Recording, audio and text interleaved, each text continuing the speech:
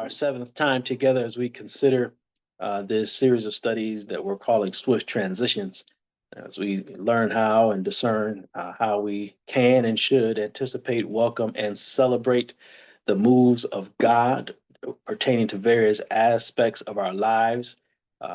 We look at this through biblical lens, of course, as it relates to our spiritual development and growth and discipleship in Jesus Christ. But it's also my hope and prayer that as we are going through this series of study together, that we can see how this conversation around transition will apply to areas of our lives, including employment, perhaps some family relationships and matters, some church related issues, community concerns, and all the rest. So there's different ways to apply what we are endeavoring to broach through this conversation around transition. Excuse me. Today, we're going to focus more keenly on the area of succession planning.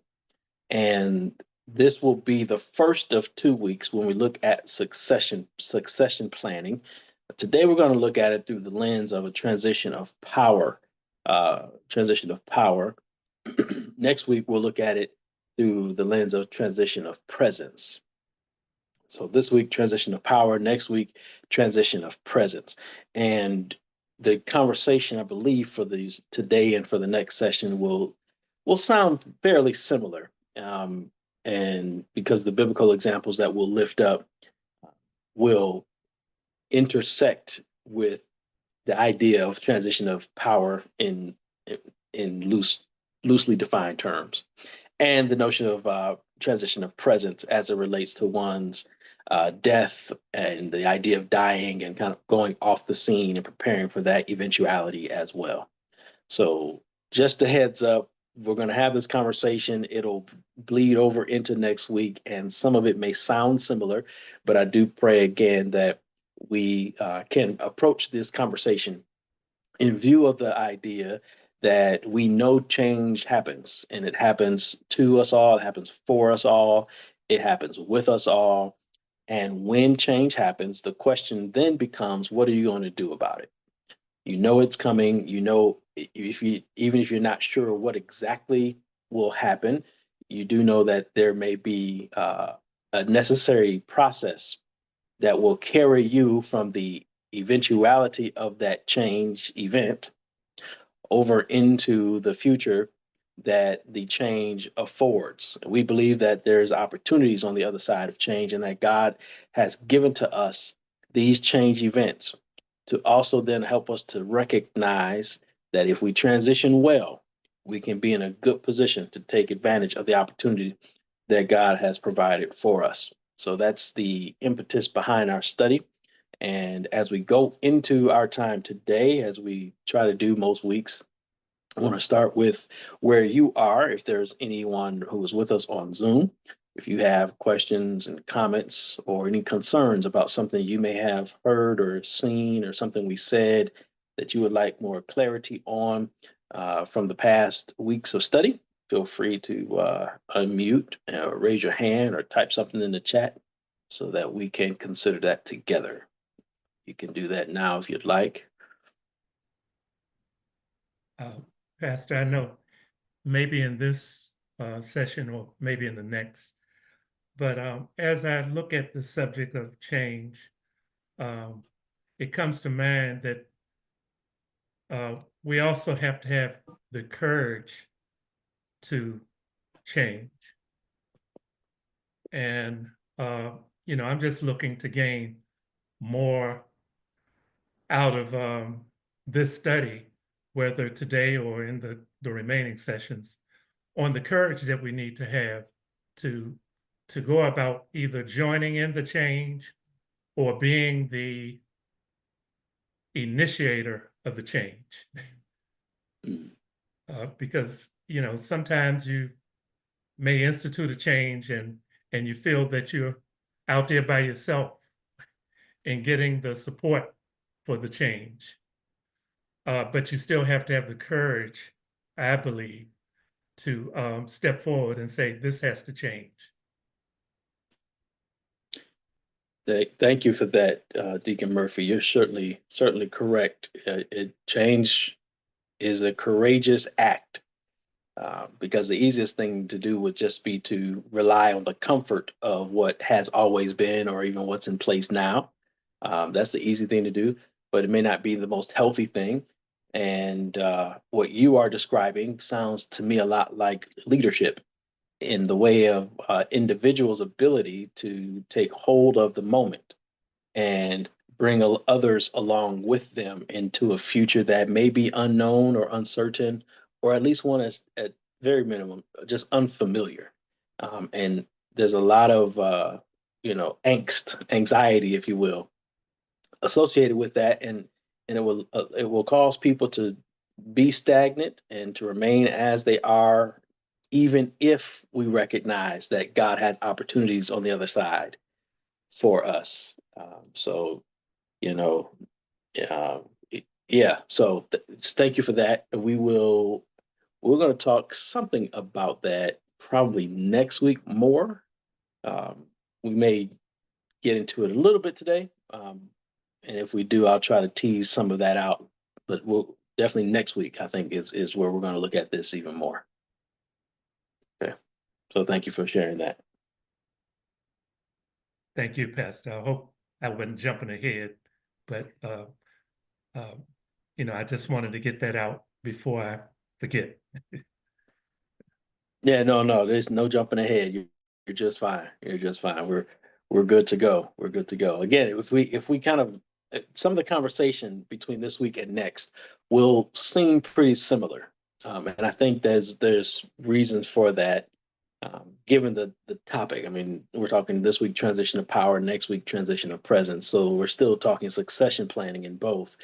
Um, and so yeah, there'll be some carryover, and so but again, as we get along our way today, if we start hitting on it a little bit, I'll see what we can do to kind of tease some of that out for us as well. All right, so thank you for sharing that with us. All right, this is one of the areas of conversation that historically, um, I think I'm on safe ground to say this, that historically the church really has not handled well. And in particular, uh, and if I can get very specific here, in particular, Baptist churches, Black Baptist churches, and especially those that are not among the most mega of the Black Baptist churches. All right. So when you start unpacking this and peeling the layers back, I think what you kind of get to is this idea that everybody realizes that we can't be as we are forever, right? On the one hand, because people come, people go, people are born, people die, and everything in between. And then on the other hand, the way of the world changes, the ways of the world changes, the ways that we do life change. If we haven't learned anything in the last few years about the way we do life changing, then I'm not sure what else is going to take. Um, and this impacts the local church in ways that often we have not had good conversations around or about. More often than not, this idea of succession planning is connected to leadership in the church. And I'm talking specifically about succession planning in churches. So we'll broaden the conversation in a moment. But it's this idea of succession planning and failure to plan that has created unhealthy conditions and unhealthy environments, unhealthy conversations, unhealthy attitudes, in churches that allows for arguments to kind of crop up and disputes to fester and broken relationships to manifest, because we know change is coming. Often we know exactly why it's coming, but we don't always do the best job of adequately addressing it when we know it's coming and we know why it's coming. And I think it's an indictment on the church, uh, or the group or the organization, and all the way even down to the family. that knows these things are coming, or at least has a sense that, as we've been talking now for this is our 7th week, that we're going to be in a season or period of change, and we need to prepare for it. Okay, so that's the idea behind succession planning. It's preparing for the change, and my prayer is that that is not a, a, a topic of conversation that is up for debate. That if you know change is coming, the best thing to do is to prepare for it. Right. I would hope that that's a very uncontroversial statement. But I'm also aware that what it takes sometimes is an understanding of what it means to plan for succession. So it's one thing to say it, and it's one thing to cast aspersions on those organizations, the families, the individuals that don't do it. But it's another thing to have the conversation about what it is and why it's beneficial. So we're going to take the first part of our time today to have that part of the conversation. And then we'll spend the last portion of our time looking at the idea of succession planning, of transition of power from First Kings, and then a little bit from Second Kings as well, as we look at the life and ministry of the prophet Elijah and his successor Elisha. All right, so that's where we're going today. Okay. So the handout, as usual, is on the website for those of you who are going to be joining us after the fact. If you're catching this recording on YouTube, you can go to wordforlifechurch.org. In the Bible study resources, you'll find all the handouts for all of our Bible study sessions. This is session number 7 again for today. All right, so what we want to say, kind of start with, is that thoughtful, purposeful, and intentional planning for the end is one of the healthiest ways to approach the period and process of transition. So I did a few minutes worth of talking just now about the notion that the period of change is coming, and what you do with that change is what we're referring to as transition. And one of the healthiest ways to deal with this period of and the process of transition is to prepare for it, right? There are churches, businesses, organizations, there are families that discover and that have discovered over time that when you know change is inevitable, if you have planned for it, then you can face the truth of the change and welcome it, because you can view the possibilities that come with the change instead of having to worry about the problems that surface when you have not prepared for the change. Okay, this is a multi-level, multi-layered conversation. As I mentioned, I started talking about succession planning in the church, but then let's go back and add to it again.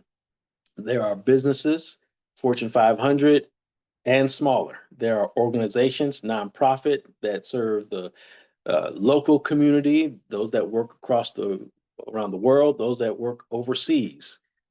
All of these, there are families even that recognize that we have what we call matriarch and patriarch, and or even in the nuclear family, we have mother, father, or one or the other, and we know change is coming, whether it's for health reasons. Resignations happen. There's just general turnover. People become dissatisfied for whatever reason. We know these things happen. So the question is, are we preparing ourselves for these eventualities? Okay. Unfortunately, in too many instances, and in too many instances, that we really don't consider the notion of change and the process of transition until the end is already upon us.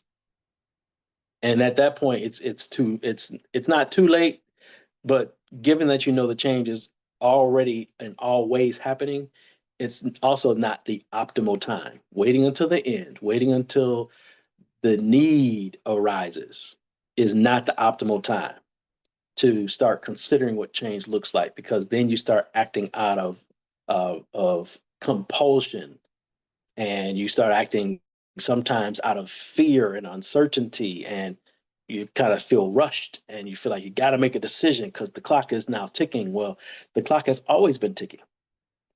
So why not start sooner? So this is what we want to have this conversation today. So we're going to consider how succession planning can have positive impacts. All right. So that's the idea for today. First, let's talk about this succession planning. I've been using the word often, but let's look at it. Harvard Business Review, in one of their articles entitled Succession Planning, What the Research Says, the author, Eben Harrell, defines succession planning like this.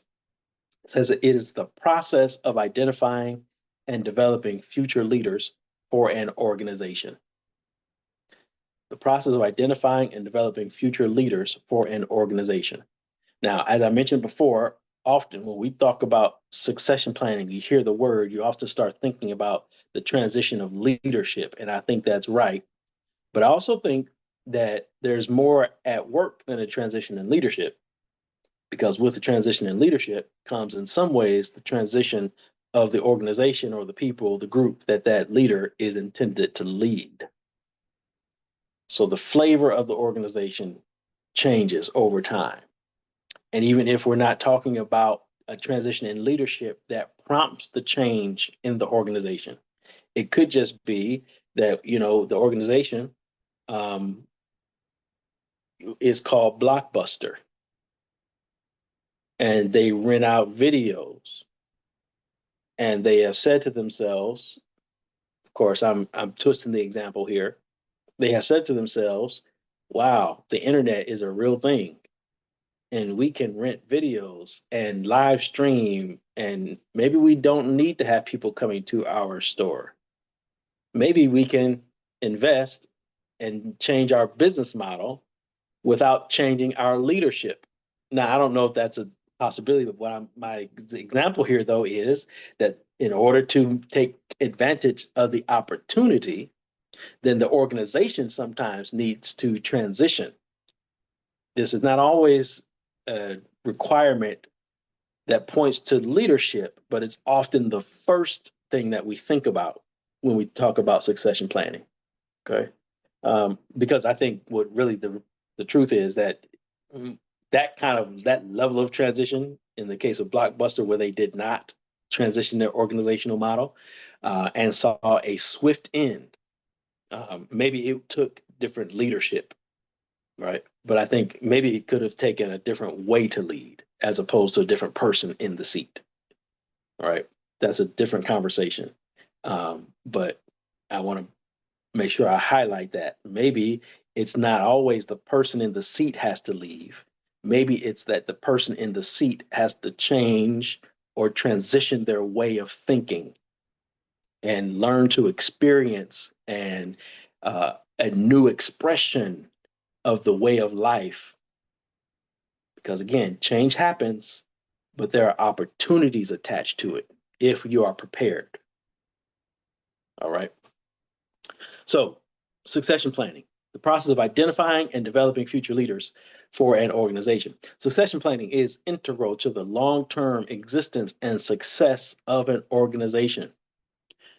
I wanted to say that that's self-evident. In other words, we probably don't have to say too much more about it, because it deals with the reality that the people and the ways of being today will all move on in one way or another. They're going to all move on.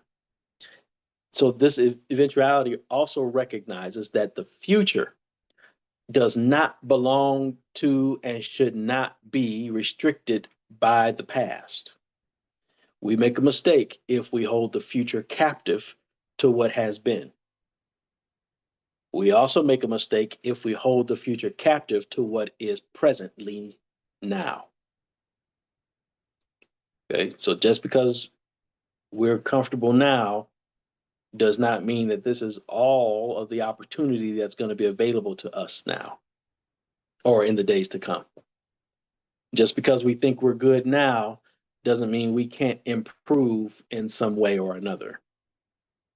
And just because we're satisfied now does not mean that this is where we are always going to be. The future is speaking always into our present. And I think the question that the future has to ask of us is, will you allow me to fully be what I can be for you? Succession planning helps us to answer that question. Will you allow me to be what I can fully be for you? That's the future, speaking to the present. Asking of us a very relevant question that should drive our motivation as individuals and certainly should drive our motivation as a congregation. Okay, so the question that I want to ask following that is, how is this idea reflected in our way of attending to, caring for, carrying out, if you will, the mission and the ministries of our church? So kind of get right to it here. Um, I'd be interested in hearing what you think. Don't feel like you just have to say something just to say something, but if you have something, I would love to hear it. And do know that this is going to be on YouTube to live forever. That's not to scare you from saying something, but just know that your response is going to be out there. If you have some, if you'd like to share, then feel free to do so. I feel like I should ask the question, at least if nothing else, to give us something to reflect on between our time today and next week. So that's why that question's on the handout there. Um, so if anybody is daring enough to unmute and share or to type something in chat and share your response, I'd love to see it. Otherwise, you know where to find me. So we can move on. If not, I'll give you a second. It's me, oh Lord. If I'm on track with what you're asking, Pastor, what I would say is that my first focus is on um, in just using you as an example. You're the pastor. You have been called over the congregation. Uh, God has and continues to speak to you on the direction of Word for Life Church Ministries. So I find myself that uh, I want and am in union with how the Lord is leading you. And then I find myself that I need to follow where the Lord is taking us through you, through your guiding us in, you're guiding us out. It is required of me personally, and I don't want to speak for anybody else, but to see and hear the vision that God has given you, to come into agreement with that vision, and then to partner with that vision, because I know that where there is agreement, then God commands his blessing upon what is being done. So my first strong point is to be a unified body coming into agreement, and then in that agreement, using myself as a leader to then partner with what you're guiding us to, share that with those that I lead, and then set out measures as a plan for the rest to be able to see the vision and follow the vision that's in alignment with your vision, or the vision that God has given to you. That's good. My wife told me to shut up. All right. Well, thank you. Thank you. I appreciate the response there.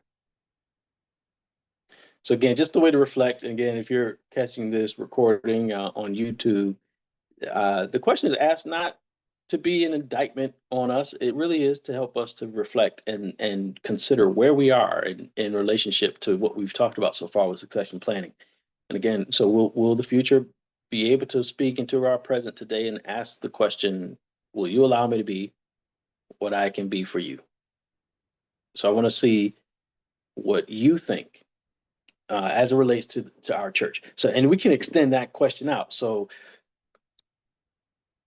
how is this question going to be asked of our families? How is this question asked of the community groups that we're a part of? How is the question asked of the jobs, of the employment, the workplace that we are called to lead? So that's the idea. So wherever we are in the present, just know that the future is always knocking on the door. All right. So that's part one of the conversation there. So that's what is succession planning. Now behind that, next question is, how are succession plans developed? How are succession plans developed? So it's one thing to say, oh, we need a succession plan. Oh, we need to prepare for the future and to know what it means to do it. But now the next part is, how do you do it? How do you do it?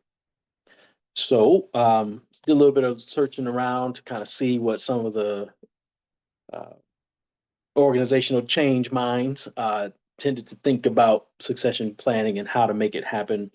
So, and this is what I've kind of come up with here. Succession plans work well when current stakeholders are willing and able to honestly assess past performance, present position, and future possibilities. So that word stakeholders, it generally means those who are directly impacted by the church, by the organization, by the family. Who are the ones that are directly impacted or feed into that organization, that church, that family, the stakeholders? So it could be the employees that work on the job. It could be the members, the children of that family. Those are the stakeholders. And the church stakeholders would be the membership of the church. Okay. And in some ways, even the community partners. So succession plans work well when stakeholders are willing and able to honestly assess past performance, present position, and future possibilities.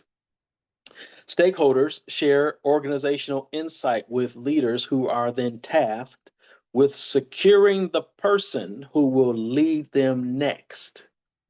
In other words, the stakeholders who are honestly assessing are also the stakeholders who have the insight to share that can help give shape to the search for the new leader. If we're talking about leadership succession, if we're talking about organizational succession, the same thing applies. The stakeholders have the insight. It's not always the people that sit on the board who have all the insight. Sometimes you need to listen to the folks who are impacted in ways that only they can experience, not being at or in the room or having a seat at the table, those who are impacted by it. Okay. So succession plans also include a consideration of persons who perhaps are not in the organization. So more often than not, you hear succession planning. Sometimes, I shouldn't say more often than not. Sometimes when you hear the word succession planning, the idea becomes, okay, who is in house that can lead us next? Right. So who's around the table? Who is already a member of the church? Who in our family can lead us next in these ways? Right. But sometimes the way of, or the reality of the situation, the context that you are in dictates that the next leader is probably maybe not in that room, not in that organization, not in that church. And depending on the idea of the succession or the area of succession where that family is concerned, maybe the next financial manager is not auntie, it's a real financial planner. Okay. Not to disparage aunties. We love aunties here. But maybe it's a certified financial planner. So you get what I'm saying. Okay. So no matter what the process that is in place, that part doesn't matter. It always works better when the roles associated with the succession plan And the expectations connected to those roles are predetermined. Okay. Everybody knows who's supposed to do what, when things are supposed to happen, how they're going to get done. And then regular updates are being provided. Okay. Regular updates, including as it pertains to the church. Often, you have these search committees that go looking for a new pastor. And I want y'all to know that your pastor is not looking, so you don't have a search committee right now. I just thought I would throw that out there. But in some cases, there's a search committee that goes looking for a new pastor, and they kind of shut the door and they just do their work. And then when they're done, then they come out and tell everybody what the result was. And that might work well in some instances if that was the expectation, if that was shared up front. But now, if not, then what is necessary is for there to be regular updates so that the people who are going to be impacted by the transition can know what to expect, can know who's involved to the level that it makes sense to involve everybody else in that conversation. All right. Succession plans are better developed in the light of day. In other words, that there is some transparency involved in the process. Again, that doesn't mean that everybody needs to know everything at all times. It does, however, mean that everybody should be able to access information that will help them to determine their place in this newly forming organization, this newly forming organization. Okay. So to help with this, I thought I would just call our attention real quick to Numbers, the book of Numbers in your Bibles, Numbers 27, verses 5 through 11. This is we're not going to spend a whole lot of time here, and don't consider this to be a full exposition of this text. And often this text is not used in this particular way because of the nature of it. There are many womanist theologians who will pick up this text as a need or a reason for the existence of that particular branch of theology, womanist theology, to say that the ways that we do theology are blinded by the fact that often we miss out on women generally because there's no plan in place to include women. So Numbers 27 presents to us the daughters of Zelophehad, the daughters of Zelophehad. And as it relates to succession planning, what I want you to recognize here is the level of clarity that is being provided so that the stakeholders are aware of what's supposed to happen to Zelophehad's inheritance. Okay? The daughters of Zelophehad came forward as Moses and those 12 tribal leaders were dividing up the lands around the Jordan, right? They were preparing themselves for the eventuality of crossing over, dividing the lands among themselves. And these 12 daughters realized, wait a minute, we're not a perfect, neat fit under these branches of families because our father is dead. So what do we get? Now, in that day, there was no inheritance given to the women. So that inheritance was going to go to somebody else. So let's see. Zelophehad was son of Hepher, son of Gilead, son of Machir, son of Manasseh, son of Joseph, a member of the Manassite clans. The names of his daughters are listed here. They are Mala, Noah, Hagla, Milcah, and Tirzah. They come before Moses, Eleazar the priest, the leaders, and all the congregation at the entrance of the tent. And this is what they said. Verse 3, our father died in the wilderness. He was not among the company of those who gathered themselves together against the Lord in the company of Korah, but died for his own sin. And watch this part, and he had no sons. Here, listen to their question.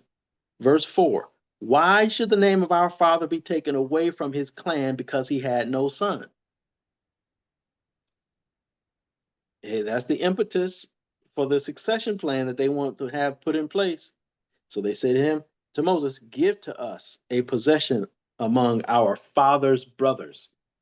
If we're going to continue to live as family in the way that we want to live as family, in essence, what they say to Moses and the leaders is, you need to give us our father's possession. Okay. Succession planning, identifying and developing a plan. I'm borrowing the language that we used earlier to define succession planning. Identifying and developing a plan for the continuation of this family. That's what succession planning looks like. And then with verse 5 through verse 11, you'll see the plan that Moses and the leaders put in place. So how are succession plans developed? First, they began with an honest assessment. And Deacon Murphy, to your point here, it took courage for these 5 daughters of Zelophehad to come before Moses and the priest and the tribal leaders and demand that they have their father's possession, which was to go to somebody else. What's the instance of courage necessary there? Again, in that day, women are not, they don't have the kind of voice or the impact to make those kind of demands. Secondly, they could have just heard the answer no, because we've never done it like that before, right? The custom and the culture of Israel as a tribal group of people could have demanded, tradition could have suggested that we've never done it that way, so why would we start now, right? But they put the future and the continuation of their family in the forefront of Israel's consideration for what it meant for Israel to be a people. So this story is very much connected to the story of Israel as a nation. So they become who they are as a people because Moses and the leaders heard these 5 daughters. Okay, they gave their voice, they gave themselves, and they ensured that their family would be able to continue on. Succession plans are developed when people give an honest assessment, have the courage to say where they are, and now not only say where they are, but then offer a solution in response to where they are. And succession plans are developed well, in this case, when you have an audience rather, that is willing to listen and is willing to act justly in response to what has been shared. So even in succession planning, there is an element, or can be an element, of just or righteous action. And so maybe part of the way succession plans are developed is to consider, what is the justice action that needs to be taken here? And so we're not always talking about social justice in the way that we appreciate what social justice means in our context, but justice in the way that it generally just means, what's the right course of action to take? And then basing your plan off of that. Let's also note succession plans, as I mentioned before, they work better in the light. So can you imagine if Moses and the priests and the leaders just said, well, you know what, you 5 daughters, you're right, but we're not going to tell anybody. We're just going to put you in this portion of the land and we're going to carve it out, but we're not going to tell and put it in the archives so nobody will know. You just go on over there and y'all have that. Okay, so just imagine what comes next, right? Wars, intertribal conflict. That's my portion of the land. No, Moses gave it to me. No, when did that happen? Well, it's here. That's so we know it's happened. All right. So there's ways to tease out a bit more about how succession plans are developed from that one story. But again, I think that gives us some insight and to appreciate what it means to have succession plan in place and how they come about. So again, similar question to the first, with respect to reflection. How is this way of thinking about succession plans and the development of succession plans? How do you see this in our church and in the ministries of our church? And I'll raise my hand to save anybody else from the embarrassment of having to say something here. So, quite honestly, at this point, we don't have a succession plan if we're talking about pastoral leadership, right? There's something in the bylaws that says we're supposed to do A, B, C, right? It's in there. I don't know that that's the most up to date and the best approach to how we might offer a succession plan. Is something that we need to look at, because the times have changed now, and the ways that we have formed ourselves as a church, even prior to my coming, has changed. And so maybe we need to revisit that as it relates to the ministries of the church. Um, so I've asked for our ministry leaders to consider what it might look like for you to be gone, right? And to have somebody else to be trained to step in, because that day's coming. I don't know when it's coming. I don't know why it's coming. You could be leaving for a period of extended absence. You could be going to take care of a relative somewhere else. You could be going on vacation around the world in a hot air balloon, and you'll come back when you come back. But we need to carry on the ministry of the church. So what are we going to do? Right. So these are the things that we need to be thinking about. Like these 5 daughters of Zelophehad, look around and see what is happening around you. What is happening around us? And then make sure that there is some just, righteous action that is being taken on our behalf as well. Okay, so this is on now, not just those who are in the boardroom, but this is on those who are a part of the family, such as it is for Israel and such as it is for our church, so that we can be who we're supposed to be. Israel can't be who they're supposed to be unless and until this story is included in the process. So perhaps you have a story that we need to add. All right. Next, I want to hear from you. What are some benefits of succession planning? That's the question that's at the bottom of page 1. If you're taking notes, you might want to jot some of these down. That might help us to also be encouraged to take up this notion of succession planning, not only in our church, but in our family, and whatever other organizations we are a part of. So the floor is open. That's an open question. What are some benefits of succession planning? So I could address that, Pastor. I guess I think about when a death occurs in a family, and sometimes no plans have been put in place, even like an insurance policy. There is no insurance policy, and so folks do GoFundMe's and all that sort of stuff. Of course, we know in the Black family years ago, everybody had an insurance policy, even if it meant when the insurance man would come from door to door and you paying 10 cents a week. But but the family always had insurance for the burial of the dead. But oftentimes, well, I'm not going to say oftentimes, but sometimes now, there is no policy, and that's the biggest thing. And so people are trying to get the money together. And then, of course, the other thing too, oftentimes there's no will. And so the government comes in and takes over, where had there been a will, the government would not have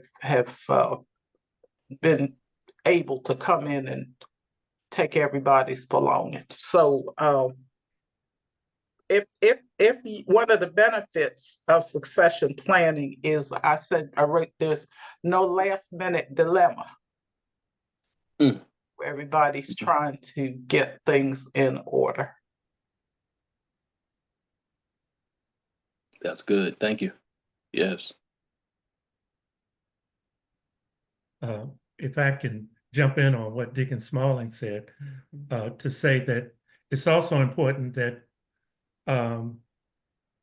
in transparency, that those that are part of the will or trust or whatever the instruments are that may be in place, that they know where they are and be given a copy, so that, you know, when there is a need for it, that someone knows that this exists or this instrument exists and here it is, so that they can lessen the time of the confusion that tends to come in during those periods.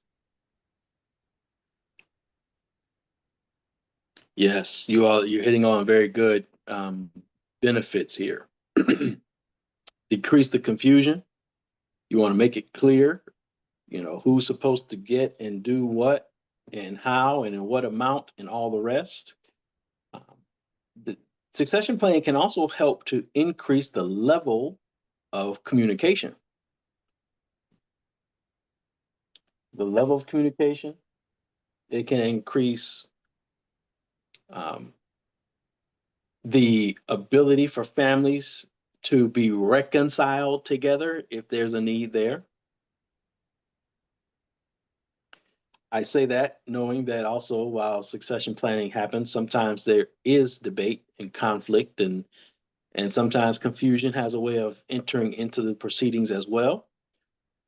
But I think we ought to not necessarily be afraid too much or shun the idea of these difficult, crucial conversations, because I think this can make us stronger if we embrace the opportunity that is presented by going through this process. Oh, Pastor, Yes. you kind of hit on what I had written on my piece of paper here. Okay. I said, I talked about the stakeholders.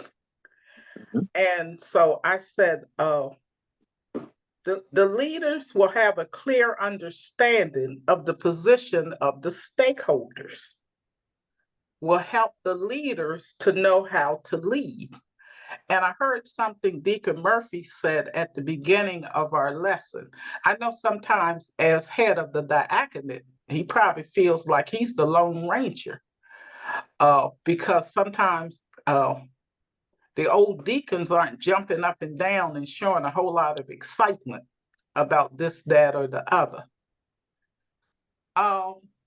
So things change. But sometimes I don't think and this is not on Deacon Murphy's end, this is on the end of the stakeholders. I think sometimes we don't talk about the change we're feeling. We don't know how to approach that change. And so it's almost like it's the first day of school and little Johnny just really does not want to go because he's used to being home with his mother. But his mother takes him by the hand and you see her dragging him to his first grade classroom. And eventually he gets adjusted, but he's not always real happy. So, I think transparency is important. I think it's important. And sometimes we are not transparent. And I'm gonna speak for myself, because sometimes in my heart, there are other things that I would really enjoy doing, but those things aren't necessarily a part of a group. Like I missed writing, for an example. And I know that in order to get back to writing, there's a certain amount of quietness that I have to have. And so I haven't really dealt with that in my spirit yet, if that makes any sense. All right. So yeah, it helps to this process of succession planning, the conversations that need to happen around it, gives us a sense of liberty or freedom to feel, to have emotions about things, right? And if it's done right and in a healthy way, succession planning honors the fact that people are human beings and we are not machines or robots who come to these moments and events of change without having had some level of feeling about it. So, and I think you're right to say also that leaders need to know how to lead, right? Part of that is to gather information, glean the insight, be prayerful, and then discern. The process of discernment includes in the information that is gained from those who we are calling stakeholders here. So yeah, you're absolutely on track there, I think. I'm unmuted, Pastor, because I just want to say something, and that is because it's all deacons that are on here today, and all that I have tried to do from the beginning of the ministry in which I became the chair of the diaconate, expressed verbally that I am serving to work myself out of a job.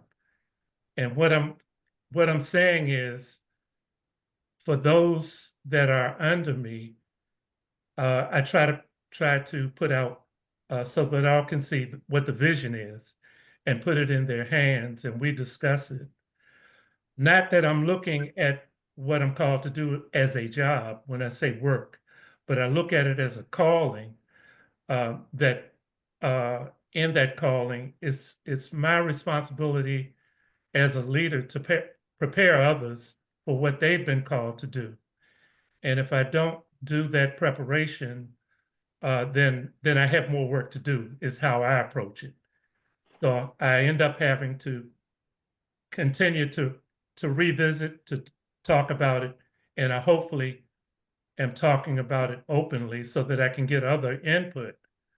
But I know what our calling is, and I can't back off of what that calling is, but I can let it be known that it's not that I'm trying to be a dictator. I'm trying to bring others along so that if I'm not there, I've said to them, I never want it to be said that you have to go to Deacon Murphy, because I want all to know what is needed to meet the need. Amen. And that's another important part of or benefit of succession planning, is that it helps the organization, in this case, the church, the ministry, to identify future leaders. Because now we know what the need is, and as we are discipling and helping people to develop and become the full expression of, or a more full expression of who we are in Christ. Part of this means that we are called to walk alongside of persons as they are growing in their gifts, and we can learn to experience their impact and their expression of their gifts in ways that can help the organization, the church, the ministry, the family to transition into God's future. Because again, we may not know all the details of the future that God has prepared for us. But if taking the course of this series to be what we've said, then we recognize that these periods of transition are doors of opportunity. And we might be able to get to the opportunity with the development of new gifts and persons to step into positions to help us to get there. So it is an internal mechanism of continued growth that allows for the organization, the church, the family, the ministry to realize its potential, not just for today, but for tomorrow. All right. So there's there may be some other benefits that we can name, and so I'll leave it there before we flip over to page 2 here. But I also want to say that as you are considering this idea of succession planning, be prayerful about the benefits, because some of these benefits, and we'll revisit the benefits next week as well. some of these benefits are intended not just for the other people and the organization as if we are separated from them. They're ours as well. All right. So let's carry on. Let's carry on. We're talking about the transition of power as it relates to the person in the seat of power. In other words, the leader, the leader. And then now I want to point to one of the areas of succession in the Bible that might help us to handle well as we anticipate, welcome, and celebrate the moves of God. One of the moves of God is that God can call people for a season to fulfill a particular purpose. And when that particular season or purpose has ended, God also can call them home. So as we read, we're going to consider here 1 Kings chapter 19. In totality, it's really all of chapter 19, but we're going to kind of section this off. And for our purpose today, we're just going to read verse 19 and 20 through 21. So 1 Kings chapter 19, verse 19 through 21. And then we're also going to look at 2 Kings chapter 2. And there again, the larger context is really verse 1 through 12. But for our purposes today, we're just going to look at 2 Kings chapter 2, verse 8 through verse 11. All right. So two sets of verses.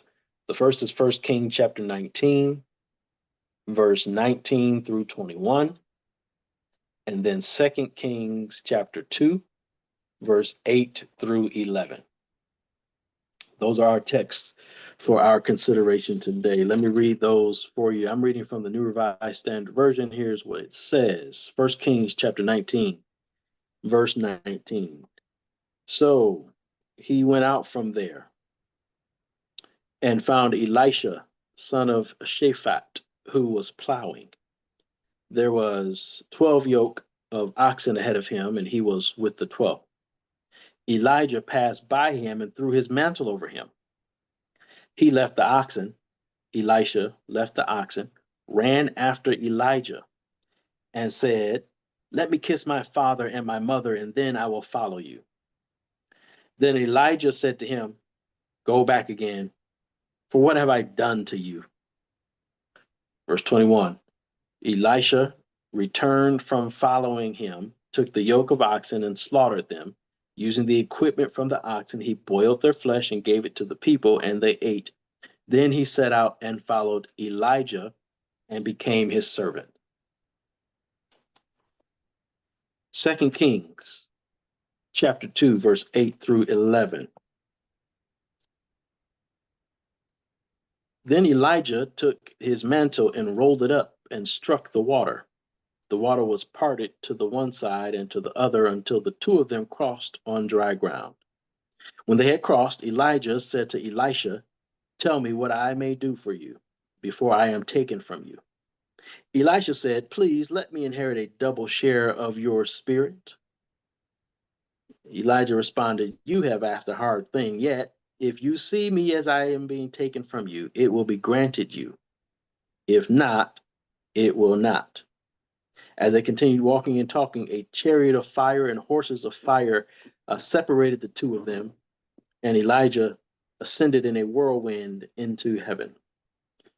Amen. So again, there's the larger context to be shared there. I pray when you have an opportunity, if you're not familiar with these stories, or even if you are, go back and revisit them and see how they might bless you. And particularly as we look at this conversation around succession planning. Okay. So as I've read to you, and again, there's a larger context, but I think we've read enough to pick up on some of the aspects of succession planning that can help us to anticipate, welcome, and celebrate what God is doing. In some ways, I want you to note that you need to read a larger context to get this, but I want you to note some of what is Elijah's uncertainty about what it is that he's involved in. Elijah, the prophet, not Elisha, the up and coming, right? Elijah is uncertain about what he's involved in. And sometimes succession planning means that leaders are not always clear. Or if we know we're clear on what we believe we've heard God say. In our discernment, we're fairly clear that this is the direction, this is the way, this is the process that we need to follow. Sometimes we're unclear about the steps along the way. This is what Elijah runs into when, excuse me, he encounters Elisha in 1 Kings chapter 19. First of all, Elijah is pretty weary by this point. He's been doing battle with Ahab and Jezebel and the prophets of Jezebel who have turned their backs on God and have become prophets of the queen instead of the prophets of God, and they do what she beckons and commands. And he's grown weary because he's been on the run. His life has been threatened.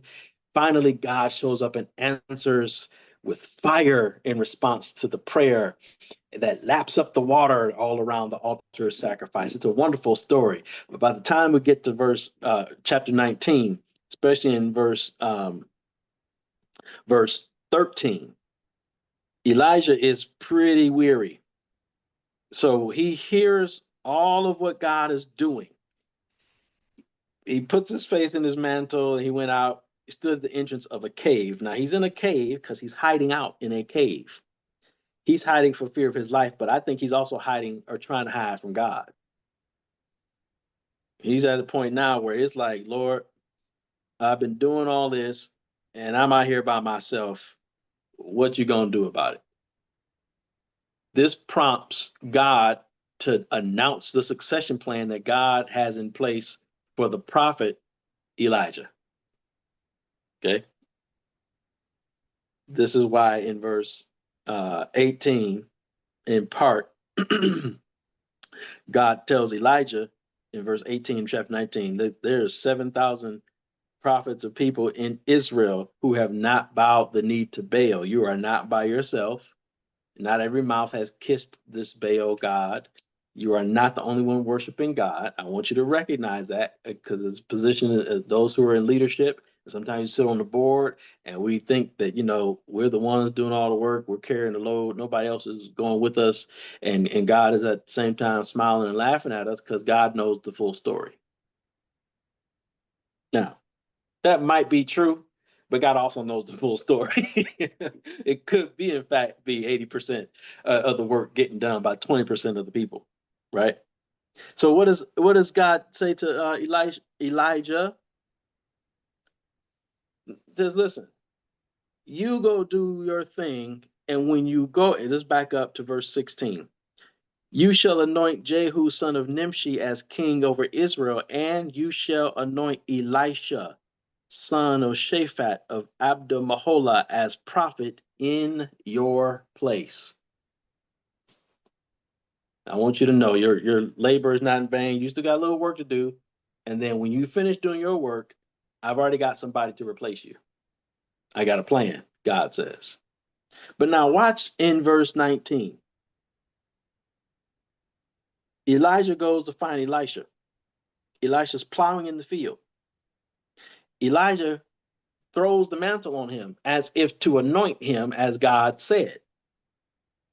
And Elisha's response is to say to Elijah, all right, I accept, but let me kiss my father and mother first, and then I will follow you. There's a note that I wanted to raise here. I think it says it better than I've seen it elsewhere before in my study Bible here. Elisha's request indicates that he does not yet have the determination to be Elijah's successor. Elijah's response suggests that he wants nothing to do with disciples who are not completely focused on the task at hand. So do you see the conflict here? On the one hand, if this commentator is true, Elisha has some consternation about leaving family and friends. And Elijah doesn't want to be concerned about people who are not as committed and dedicated as he is. So there's somewhat of an issue. But Elijah has to do what God told him to do. He's going to do it, but it's like he doesn't have a smile on his face when it's getting done. And that sounds to me like leadership. You're going to do it, but Lord knows, you know, it's not all smiles all the time. But it's necessary. One, because this is what Elijah has discerned from God as to how to carry forth this mission that God has set Elijah on. Elijah, you've done well. Elijah, your time is coming to an end. Elijah, you go anoint the successor that I have picked for you. So there's discernment here. There's the ability to get over one's self here. There is the concern about how other people view their call over against how you view your own call. All of that's in here. As we talk about succession planning and anticipating, know that change is coming. Also know that the ways people receive the change may not be how we expect or anticipate them to. But they're going to receive it. If Elisha is the example for us as the successor, if he's the example of the successor, then we need to be comfortable with the idea that Elisha is going to be on TikTok and Instagram and making reels and videos, and that's going to be the mode of evangelism. Elijah didn't have one at his disposal, but Elisha has a concern that he needs to handle. He has not said no, but for him, this is a vital concern. So his way of approaching this call is going to be different. Right? Let's flip over real quick to 2 Kings chapter 2. They kind of go around the circle a little bit, opening up this chapter here. The Lord is about to take Elijah on home. He's about to bring him home. And says, this is funny to me, if to nobody else, Elijah is he's trying to kind of be by himself. He knows his time, he does not want to be bothered. This is the way I read it. But Elisha just won't let him be by himself.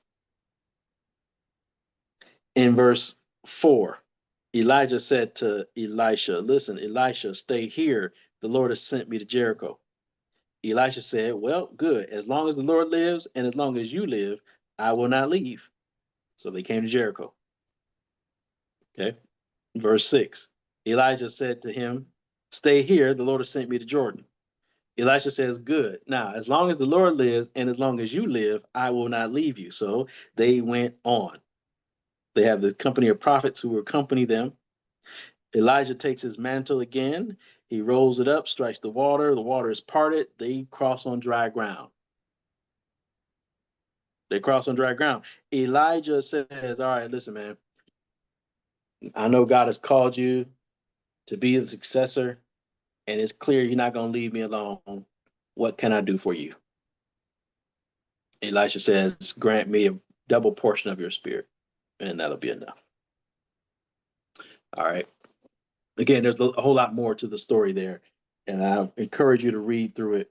But again, if you just look at the notion of succession planning in this case, succession planning, Elijah being the one departing the scene, Elisha being the one coming on to the scene, if you will. Elijah being the one with all of the experience and, if you will, the institutional knowledge, and Elisha being the one coming onto the scene as it relates to prophetic leadership and in need of Elijah's experience in order to appreciate what he is being called to do. Elijah considering the end of his journey to be one that is traveled alone. Elisha considering the beginning of his journey to be one where he needs to glean as much as possible from this departing Elijah. Their paths are not the same, but they're traveling in the same direction, if you will. Succession planning sometimes means that we make room for people that we are journeying with to be able to live out the expression of their lives in the way that they feel they need to do it, and still honoring the fact that our successors are the ones who are going to be carrying out the work. So there's mutuality of concern here. One must be concerned for the other if this is going to work out well, even if the way that they come to this intersection appears to be different. The bottom line is they're traveling in the same direction, but they experience the travel in different ways. This is a kind of a generational concern as it relates to succession planning here as well. Traveling in the same direction, experiencing it in different ways. A couple of years ago, Michael Brown shooting, Sandra Davis killing, and the civil unrest associated with some of the police brutality exposed a divide in the way that different generations of civil rights leaders in America experienced and went about advocating for justice and social change. And the exposure of this difference had the potential to create a rift in the modern movement of civil rights advancement. But I think if cooler heads have not prevailed, at least they've come to the point where they appreciate that people are just different. And our ways may be different, but our goals are the same. And we have to learn to embrace the end goal as being what we can hold on to as the anchor and not the process to get there. Because we process differently, and that's okay. Elijah and Elisha are processing differently, and that's okay. They're at different points in their respective journeys, and that's okay. Elijah has to learn to let go. Elisha has to learn to pick up, and that's okay. Anything that you all might want to share at this point, I'll share more on the strategies in the next section, but what else is there that you see, if anything?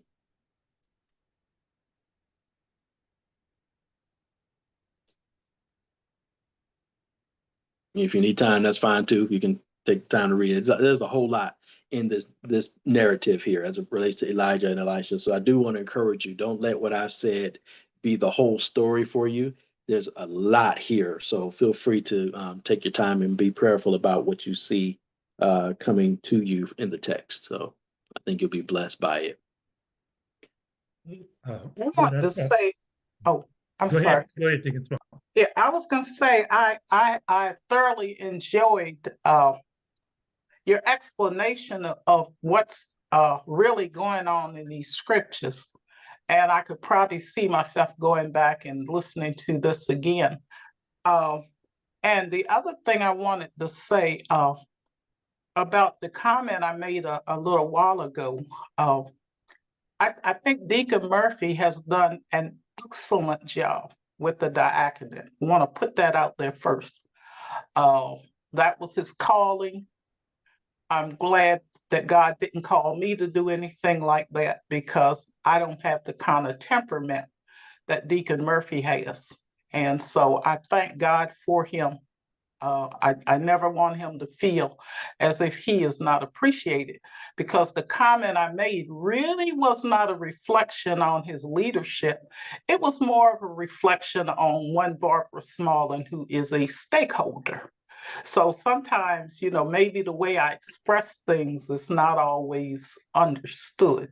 Oftentimes I have to do a little self-examination, and because every now and then, like you talked about, we were talking about Elijah and Elisha, that things change, the direction changes as to what your assignment is. And so one of the problems I do have with myself is that sometimes I don't know when to let go. And so, but that's something that, God and I will talk about.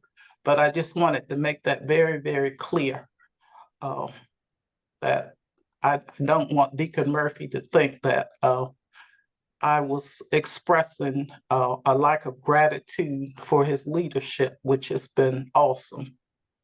And so that's all I want to say about that. Thank you, Deacon Small. I didn't take it otherwise. I was just sharing, it's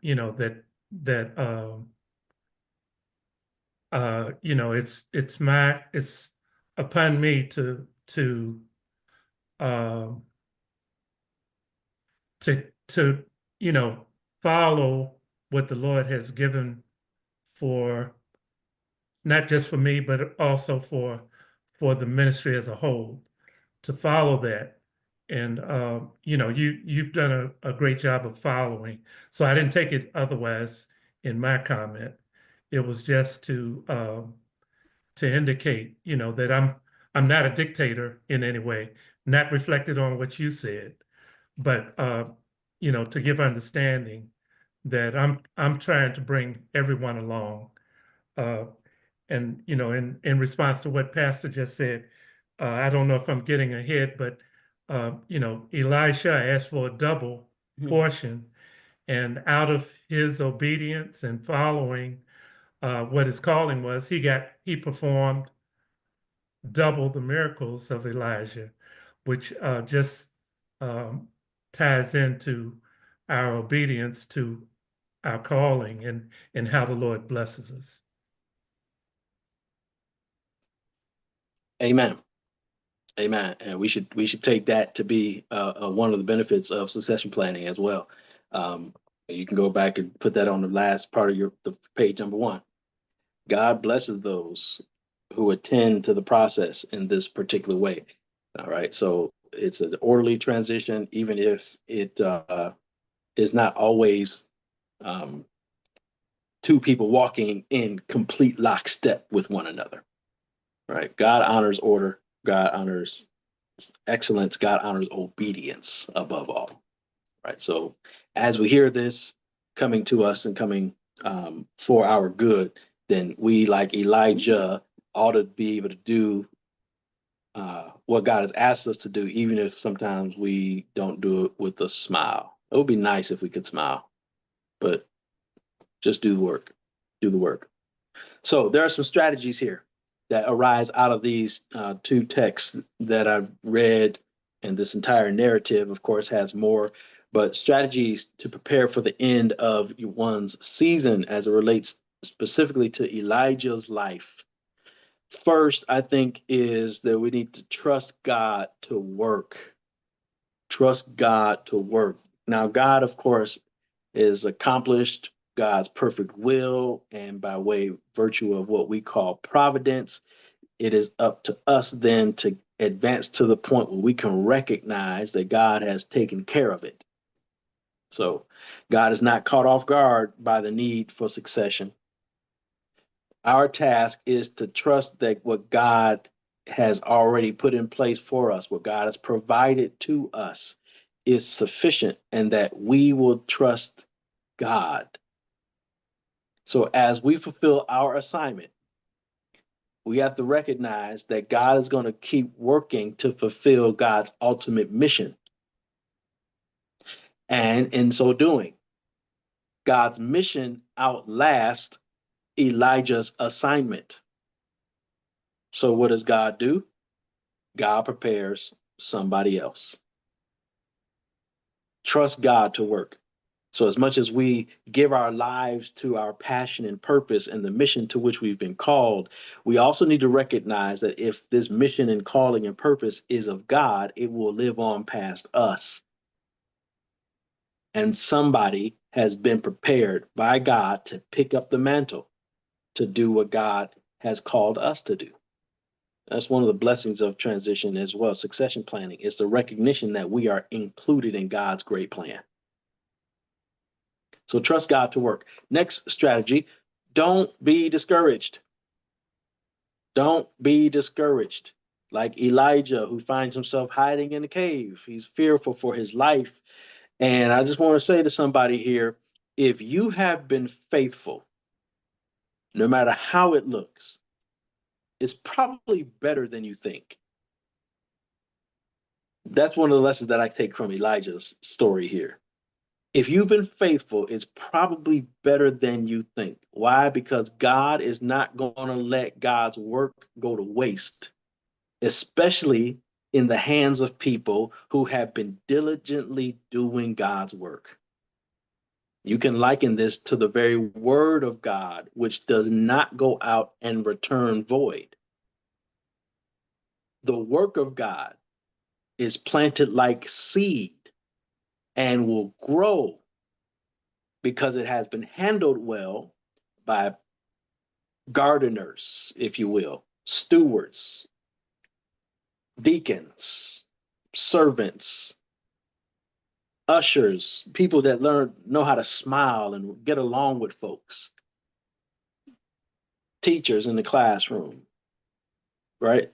The person that you see at the grocery store who you don't know their name, but you see each other enough where you kind of strike a conversation. It's that kind of thing. It's probably better than you think, no matter what it looks like. And it can look discouraging, but don't give in. So trust God to work. Don't be discouraged. And then let someone else in. Let someone else in. Elijah has to learn how to get over the fact that Elisha is not going to come to the work like Elijah thought he might, or like Elijah probably would have preferred. But that doesn't disqualify Elijah. It means that Elijah has to make sure that he leaves room for Elisha to be Elisha.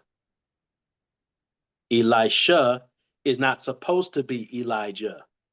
So he doesn't have to do it like Elijah did it. He doesn't have to hear the call and experience God's voice like Elijah experienced and heard. But he's got to let him in. Right? Because, and he'll find out along the way, because Elisha won't leave him alone.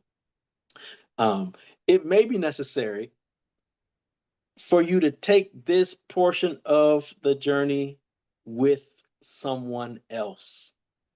Elijah had been essentially a lone wolf for a long period of time.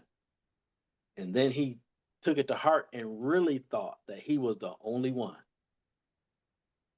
God had to show him, listen, no, you're not the only one. I got 7,000 others there in the city who've not bowed, they've not kissed Baal. And to prove it, I'm going to make this guy follow you around everywhere you go. Right? You may not have to take this part of the journey by yourself. I know you're coming to an end. I know the period process of your purpose is coming to an end, but you're still not by yourself. Let somebody else in. Fourth strategy, leave something behind. Leave something behind. I love the question that Elijah asks in 2 Kings chapter 2, because he leaves it open for Elisha to say exactly what he needs. The one who is going off the scene may have an idea, but the one coming on the scene knows exactly what it is. Okay. So somehow or other, Elisha has been watching Elijah. Somehow or another, Elisha knows if he's going to be effective, he needs what Elijah has. And this is another one of the benefits of succession planning. You can mark this down on the other side of your page too, is this, that the one who's coming in has the opportunity to be blessed by the gift of the predecessor. So the gift of the predecessor may be developed enough so that it can be given as a gift to the successor. So the successor does not have to start all over again. The predecessor, Elijah in this case, is able to give a gift as something of an inheritance for the work that is to come. Strategies for preparing for the end. Trust God to work. Don't be discouraged. Let someone in and leave something behind. Leave something behind. All right. Then the last portion, we always want to end here, just to help us. One, I think from a practical standpoint, in the way of Bible study, this last section, I've never said this in this series before, but this last section, the God honoring ways, is my intention to help us recognize that there is a thread that runs through the Bible, right? If you can catch the right thread and pull it, you'll see that these stories, while they seem to be disconnected from each other, have a similarity that holds the whole thing together.